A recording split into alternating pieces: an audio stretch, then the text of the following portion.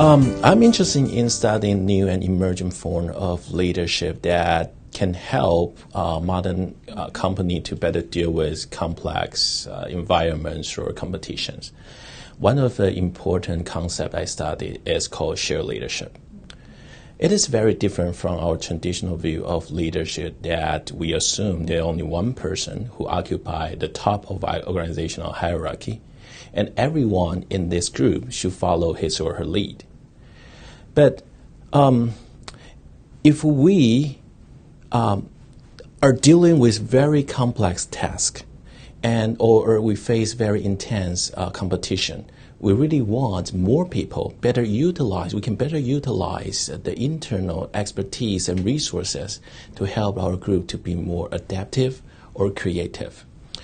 So if we agree that leadership is about offer effective influence to make your team better, so anyone in this group had the ability to provide that kind of resource or support should be seen and treated as a potential leadership sources, regardless his or her own authority.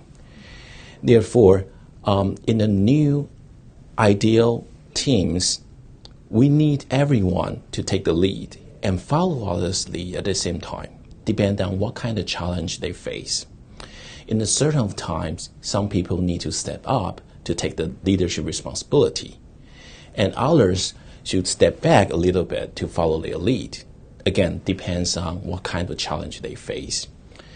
In fact, many empirical studies have suggested that if your team has a very high level of shared leadership, it can improve its team effectiveness in many aspects. My interest is about how to promote shared leadership in teams. As far as we know, there are a couple of important factors that can promote shared leadership in teams. For example, a very strong shared purpose, a supportive mutual social support or trust, or a very constructive norms that encourage employee to voice out. But most importantly, we think the team managers, or we call the formal leader of the teams, play an extremely essential role here. In one of our research projects, my co-authors and I, we found the level of humility of the team managers can actually improve shared leadership. There are three important influences of leader humility in teams. First of all, they have really high level of self-awareness, so they are not afraid to admit. Sometimes they just don't know something and they rely on their followers to take the lead. Second, they are more likely to recognize the expertise and contribution of their followers and give them credit. Finally, those humble leaders are teachable and they are more open-minded to the new idea and the device. Those humble behavior of the managers have several important symbolic meaning. First of all, they tell the followers that, hey, your boss doesn't know everything, so it is okay for you to step up when your team needs you. In addition, they also emphasize on the importance of self-awareness and appreciate others' strengths. So it's tell the followers that it is okay to rely on your team members or your peers for leadership support. And this tells the employees that you can take the lead because your team member and your leaders doesn't really need you to take the roles. At the same time, it also tells you that be true to yourself.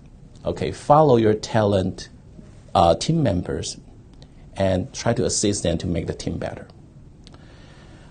All of which are very important to encourage shared leadership in teams and eventually enhance the overall team outcomes, such as better team performance, better creativity, and higher commitment. Although we believe that leader humility and shared leadership can benefit team outcomes, there are a couple of contextual factors that we need to consider. First of all, we found that leader humility is especially effective when your team have many proactive employees. Those proactive employees, they are self-initiated to make the change, and leader humility provide a strong empowerment context for them to take the lead when their team needs them. If your team has too many, for example, passive employees, leader humility might take a longer time to encourage people to step up and take the lead. And also, although we believe that shared leadership is beneficial to team outcomes, it is especially constructive when your teams have a lot of talented employees. So, for example, if in a basketball teams, it is good, your coach will ask you to pass the ball around, so everybody share the ball. But it becomes meaningless if no one have the capability of making the shot. So shared leadership can better promote the team performance when your teams has many capable members. So we believe that those are important factors for future researchers or for a practitioner to consider if we want to study how to promote shared leadership in teams.